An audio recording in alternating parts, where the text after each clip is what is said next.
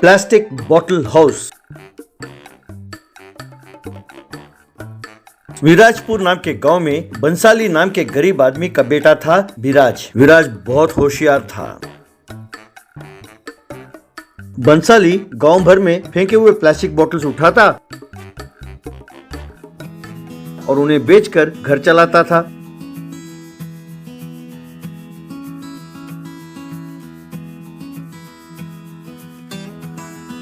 फिर भी वो विराज को किसी भी चीज की कमी नहीं होने देता था और उसे अच्छे स्कूल में पढ़ाता था। पर उसी स्कूल में पढ़ रहे एक धनवान के बेटे बंटी की विराज से बनती नहीं थी।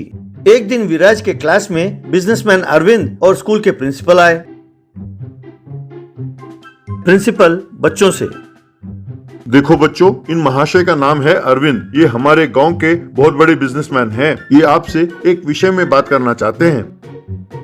देखो बच्चों, मैं आपके अंदर के हुनर को देखने के लिए आया हूँ। आप अपने टैलेंट का प्रदर्शन करें। मैं सीधा मुद्दे पर आ जाता हूँ। मुझे कुत्ते बहुत पसंद हैं। मैं उनके लिए घर बनाना चाहता हूँ। अगर आप में से कोई एक सिंपल और सीधा साधा आइडिया देगा तो मैं उसे इनाम तो दूंगा ही, साथ में कुत्तों के लिए घर बनाने का प्रोजेक्ट भी उसे ही दूंगा। लेकिन हाँ, वो घर नेचर फ्रेंडली होना चाहिए, ये याद रखना। कहकर चला गया। उस दिन शाम को विराज अपने दोस्त निखिल से, यार वो अंकल कह रहे थे कि बढ़िया इनाम देंगे। हम कुत्तों के लिए घर बनाते हैं यार, इस तरह हमारी गरीबी भी दूर होगी। वो कह रहे थे ना कि नेचर फ्रेंडली होना चाहिए। अगर मेरे पिताजी के प्लास्टिक बॉटल से हम घर बनाए तो अच्छा होगा। क्यों, कैसा है ये आइडिया? तभी बंटी वहाँ आया। और क्या, भीख मांगे को ऐसे ही उठाई गिरी आइडिया ही आएंगे। बनाओ बनाओ, चाहे जितना मर्जी जोर लगाओ, वो प्राइस मनी मुझे ही मिलेगा। कहकर वहाँ से चला गया। उस दिन रात को विराज ने अपने पिताजी से अरविंद के आइडिया के बारे में बताया। ये सुनकर बंसाली, ठीक है बेटा, तुम्हें प्लास्टिक बोतल्स चाहिए, यही ना? मैं कल इकट्ठा कर लूंगा। अगले दिन बंसाली जो प्लास्टिक बॉटल्स लेकर आया, उससे विराज और उसके दोस्त ने मिलकर घर बनाना शुरू किया। बंसाली ने भी उनकी मदद की। यूं कुछ ही दिनों में विराज और उसके दोस्त ने एक बहुत बढ़िया प्लास्टिक घर बनाया।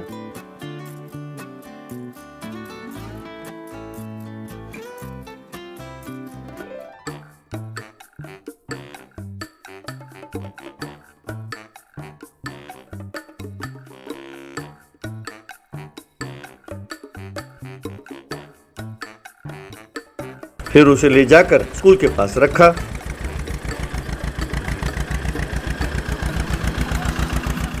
अब उस घर के अंदर बिस्किट्स डाले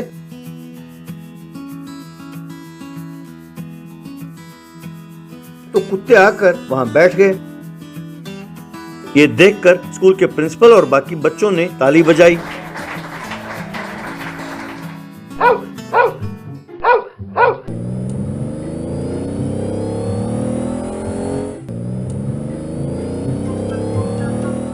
थोड़ी देर बाद अरविंद वहां पहुंचा और प्लास्टिक हाउस को देखकर विराज की खूब प्रशंसा की। सर, एक घर देखकर आप निर्णय ना ले। मैंने भी अपने घर में एक घर बनाया है। तो बेटा, उसे यहाँ क्यों नहीं लाए? मैंने कोई ऐसा वैसा घर नहीं बनाया। कंक्रीट और आयरन का स्ट्रॉन्ग घर बनाया है। वो हमारे पास नहीं आ सकता, हमें ही उसके पास जाना होगा या फिर किसी डीसीएम वैन में उसे यहाँ लाना होगा। बंटी, तुम्हारा दिमाग ठीक है? अरविंद जी ने कहा क्या था और तुमने क्या समझ लिया? उन्होंने साफ साफ कहा था कि बिना ज्यादा खर्च के नेचर फ्रेंडली और बढ़िया सा घर होना चाहिए। बस अगर थोड़ा तुम दिमाग लगाते तो विराज जैसे सीख लेते। इसे ही हुनर कहते हैं, जरा उससे सीखो। उसके बाद विराज को प्राइज और कैश अवार्ड दिया। वेरी गुड विराज, मैं तुम्हें 50 घर बनाने का ऑर्डर देता हूँ। तुम मुझे कब तक दोगे? सर, क्या इस प्रोजेक्ट में मैं अपने दोस्तों को शामिल कर सकता हूँ? तुम्हारी मर्जी है, तुम जिसे चाहो उसे शामिल कर सकते हो। कहकर चला गया। फिर बंटी के अलावा बाकी सब चले गए। बंटी उस प्लास्टिक हाउस को देखकर, हाँ, ये घटिया सा घर और इसे बनाने के लिए इनाम भी। हाँ, इस कमबख्त विराज ने प्राइज और पैसे लेकर मेरी इज्जत का मिट्टी पैलेट कर दिया। किसी तरह इसका नष्ट करना होगा, उस विराज को नीचा दिखाना होगा। यूं सोच ही रहा था कि तभी विराज वहां पहुंचा। बंटी, मैं जानता हूँ कि तुम क्या सोच रहे हो। देखो यार, हम जैसों के पास माँ बाप घर बार सब कुछ होता है, पर बेचारे इन गूंगे जानवरों के पास कुछ नहीं होता। इसलिए तुम भी हमारे टीम में शामिल हो जाओ। हम सब मिलकर उनके लिए स्कूल के नाम पर बढ़िया सा घर बनाएंगे और उसका अच्छा नाम भी रखेंगे। क्या स्कूल का नाम रखोगे, अपना नाम नहीं रखोगे? यार विराज, मैंने तुम्हें गलत समझा। तुम वाकई बहुत ग्रेट हो। मैं भी तुम्हारे साथ शामिल होता हूँ। हम सब मिलकर प्लास्टिक घर बनाकर हर गली में एक रखेंगे। उसके बाद बंटी, विराज, बंसाली और बहुत सारे बच्चे मिलकर प्लास्टिक घर बनाते थे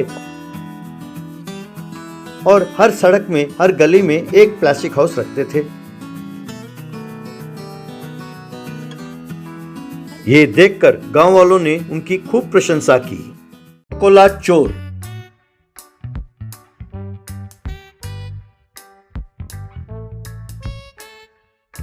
एक गांव में कूल ड्रिंक कुमार नाम का एक व्यक्ति रहता था।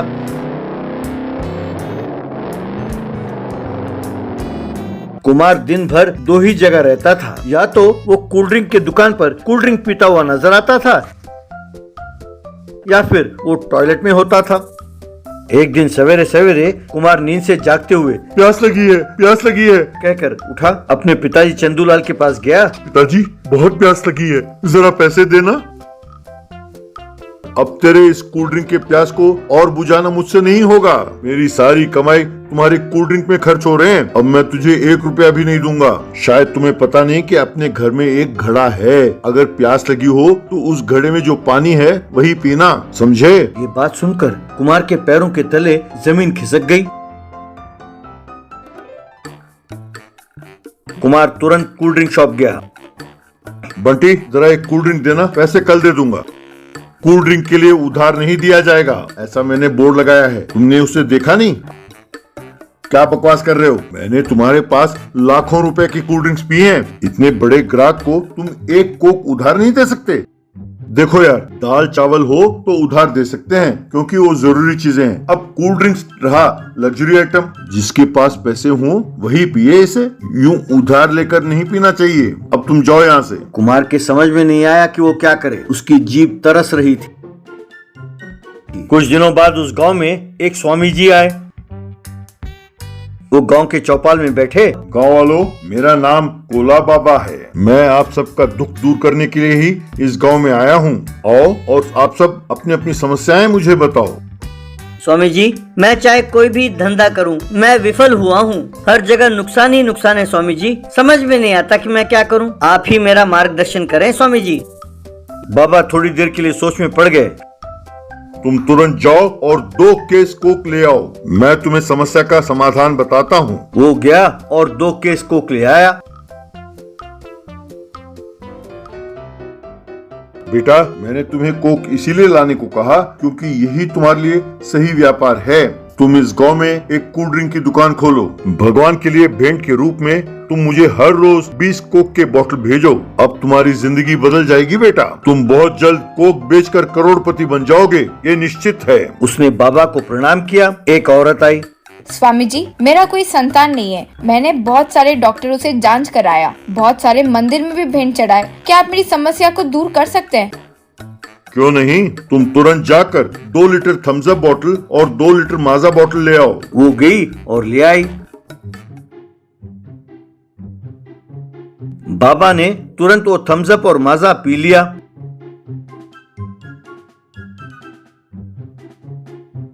वाह, तुम एक काम करो, अपने पति को हर रोज 2 लीटर थम्स अप पीने के लिए कहो और तुम माजा पियो। और इसी तरह गांव के बाहर जो बरगद का पेड़ है वहाँ पर हर रोज 2 लीटर थम्स अप और 2 लीटर माजा वहाँ रख देना। अगर 100 दिनों के लिए तुमने ऐसा किया, तुम्हारा जुड़वा बच्चा होना निश्चित है। मैं धन्य हो गई स्वामी जी। तभी एक आवाज सुनाई दी। अरे बंद करो ये नाटक। वहाँ देखा तो बंटी खड़ा था। बाबा परेशान हो गया। क्या अब तक आप लोग नहीं समझ पाए कि ये कौन है? ये अपना कूल ड्रिंक कुमार है। इसके पिताजी ने कूल ड्रिंक के पैसे देना बंद कर दिया तो इसने ये नाटक शुरू कर दिया। कहकर उसके पगड़ी को खींचा। लोग हैरान हो गए। सबने मिलकर कुमार को बहुत मारा। उस दिन रात को कुमार बंटी के दुकान के पास गया। कुमार अपने मन में, अरे कमीने, मुंह आए कोल्ड ड्रिंक्स को तुमने छीन लिया, मैं तुम्हें अभी सबक सिखाता हूँ। यूं सोचकर उसके दुकान के ताले तोड़े। उसके दुकान में जितने कोल्ड ड्रिंक्स थे सब उठाकर ले गया। अगले दिन सवेरे जब बंटी ने अपनी दुकान को देखा तो वो समझ गया कि हो ना हो ये कुमार की हरकत है। बंटी कुमार के घर गया।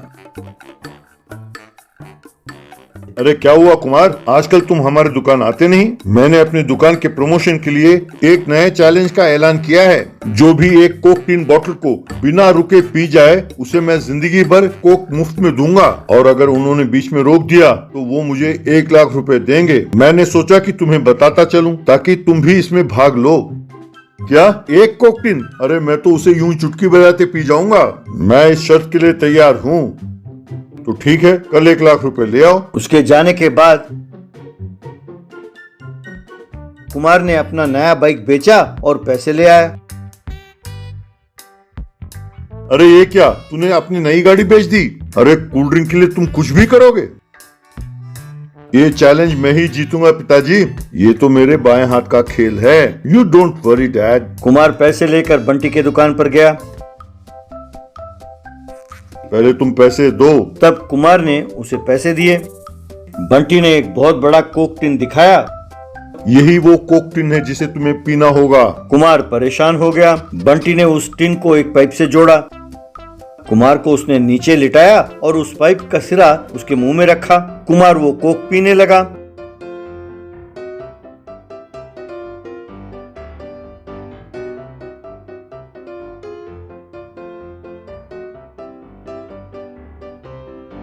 थोड़ी देर बाद उसका पेट फूल गया। वो कोक टिन खाली हो ही नहीं रहा था। काफी देर तक कोक पीने के बाद कुमार से अब रहा नहीं गया।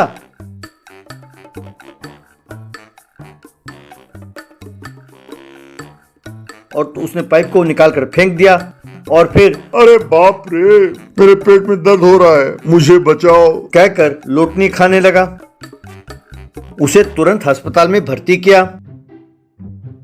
उसे जांच करने के बाद डॉक्टर, इस बार तो बच गया है। तुम्हारी अंतरिया कोल्ड ड्रिंक में पिघल गई है। अगर एक और बूंद भी तुम्हारे पेट में गया तो तुम मर जाओगे, खबरदार। अब जिंदगी में मैं कोल्ड ड्रिंक को हाथ नहीं लगाऊंगा डॉक्टर। कहकर हाथ जोड़ा। ये सुनकर चंदूलाल बहुत खुश हुआ। बाद में बंटी ने चंदूलाल को लाख रुपए लौटा दिए। बहुत बहुत शुक्रिया बेटे, तुमने बहुत बढ़िया प्लान किया और इसके कोल्ड ड्रिंक के लत को छुड़ा दिया। कहकर उसे प्रणाम किया।